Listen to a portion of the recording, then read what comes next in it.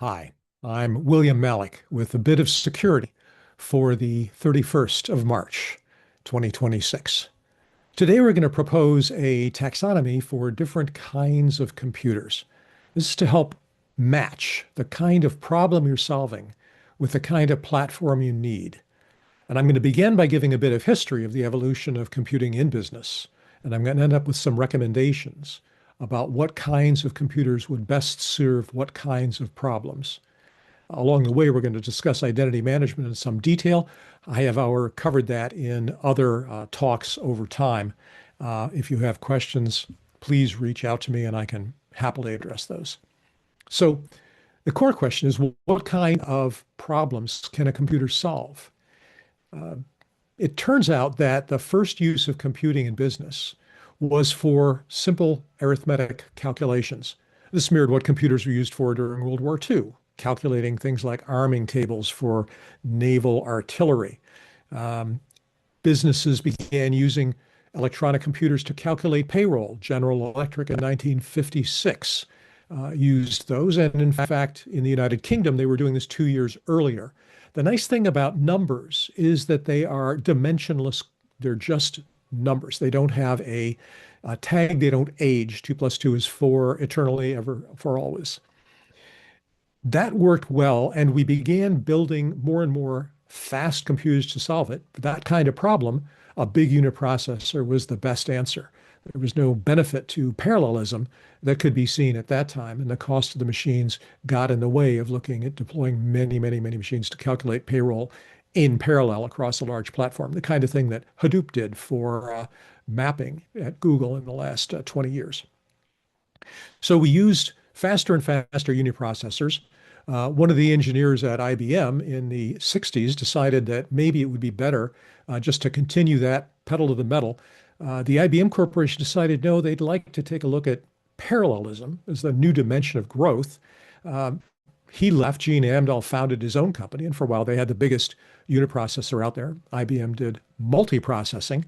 First, shared memory machines, tightly coupled, and then shared over an I/O bus, kind of like a LAN, where the machines were coupled through some kind of a ring I/O connectivity. This was concurrent to the development of a new class of problem, the problems that had to do with stuff that did have a dimension, specifically the dimension of time. During the late 1960s, Boeing Corporation built the 747. That device has 1 million parts, and the manual for it was thousands of pages long. So there were two problems that he solved concurrently that a large uniprocessor wasn't particularly styled for. The first problem was how do you keep track of parts when the part carries with it its age, its maintenance schedule, its requirement for retirement after a certain in-service life.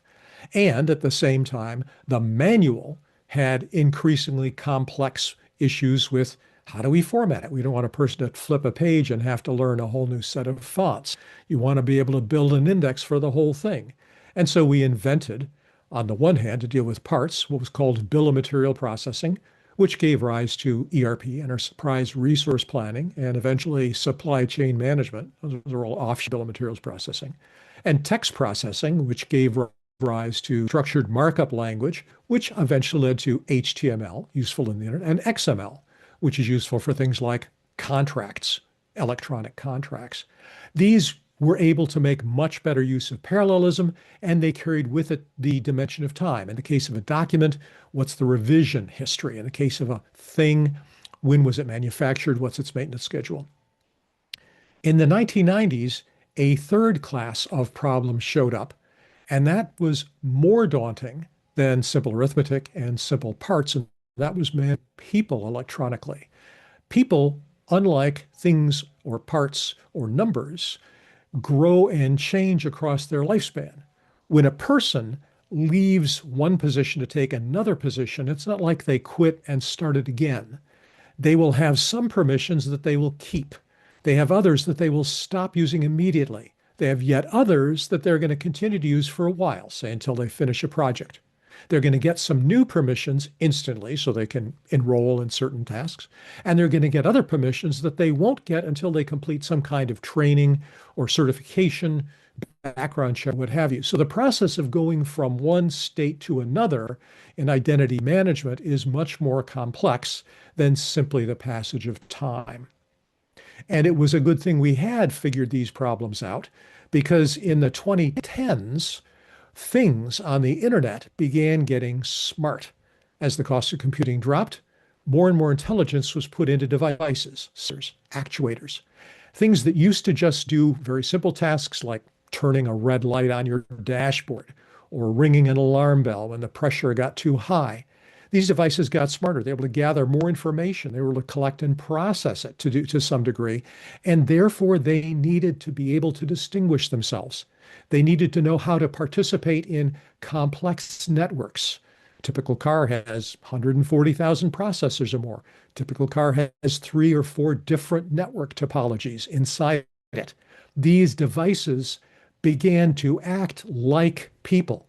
The problems of managing devices with this complexity turned out to be soluble by identity management. And so during the 2010s, we began to see the concept of non-human identity management, which is how do you deal with these sensors and actuators out there that have all this capability and sometimes may need to send an encrypted message or sometimes may need to authenticate themselves to a new server.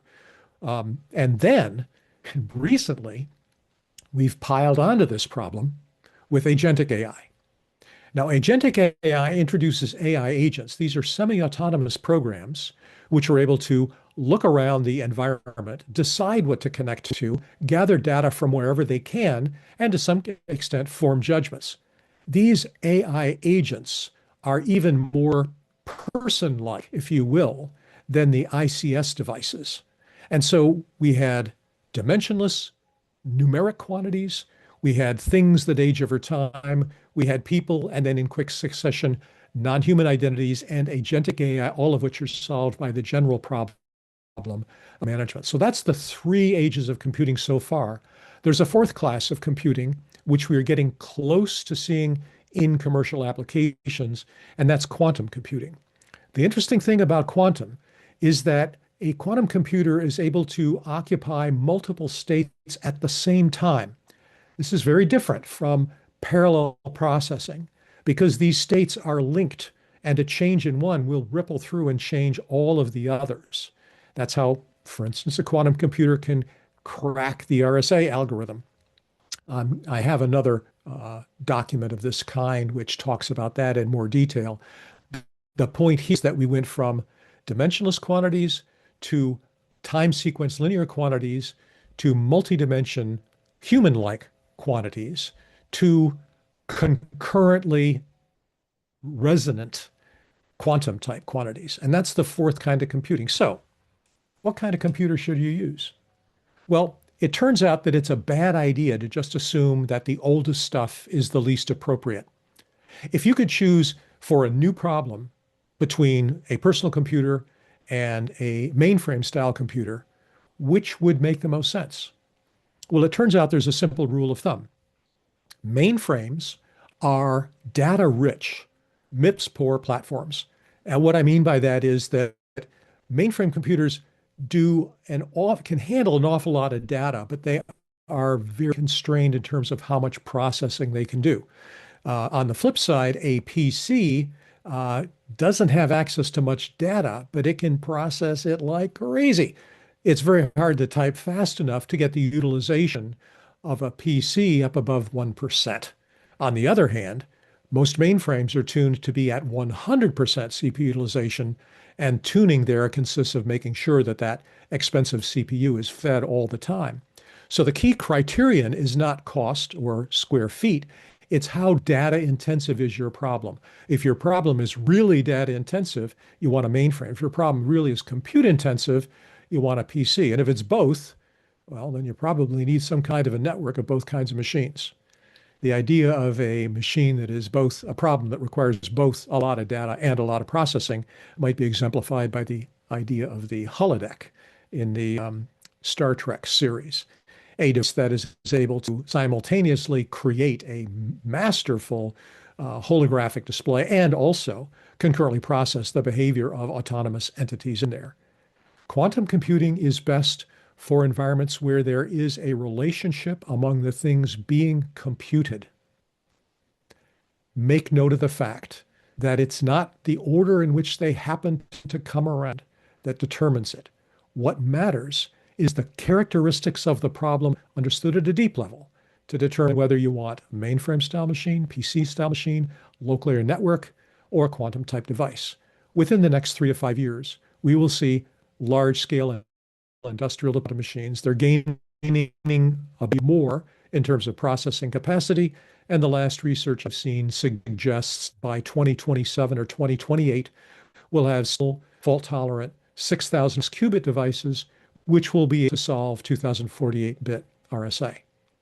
So that means, as a side note, start thinking about what your post-quantum cryptographic would be, and that's a bit of security for the 31st of March, 2026. I'm William Malik. Be safe.